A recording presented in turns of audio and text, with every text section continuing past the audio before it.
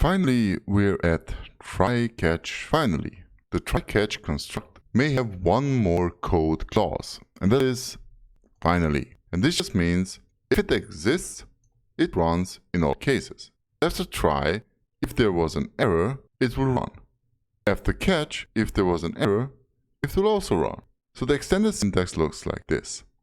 We had our normal try, then we had our catch,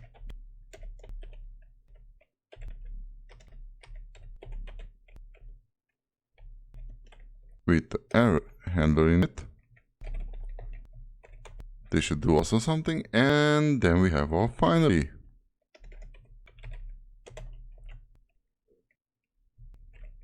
Which will execute no matter what. So let's just try and run a try of alert try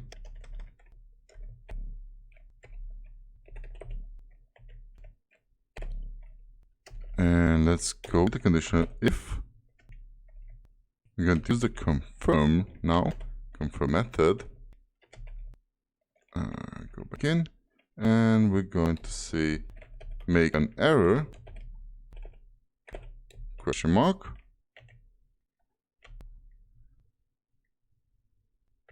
and we'll create a bad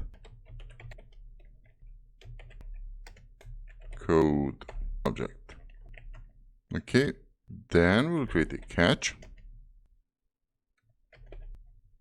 So if we create our error, we'll catch it,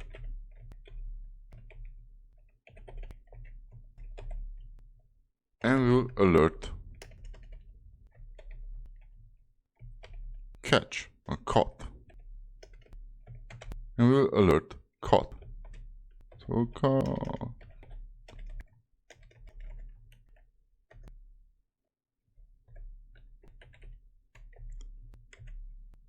And now finally, we'll alert finally.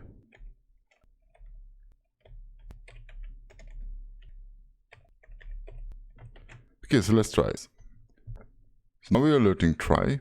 If we confirm, then we got make an error, okay, caught, and then finally. So as you can see, this runs no matter what.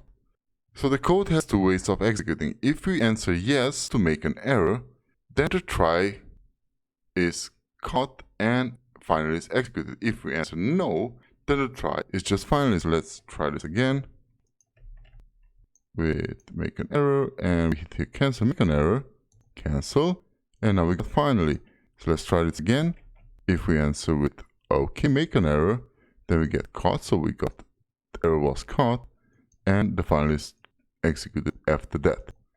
So I hope you got this. Okay guys, so that's pretty much it for error handling for now, and see you in the next one. Bye.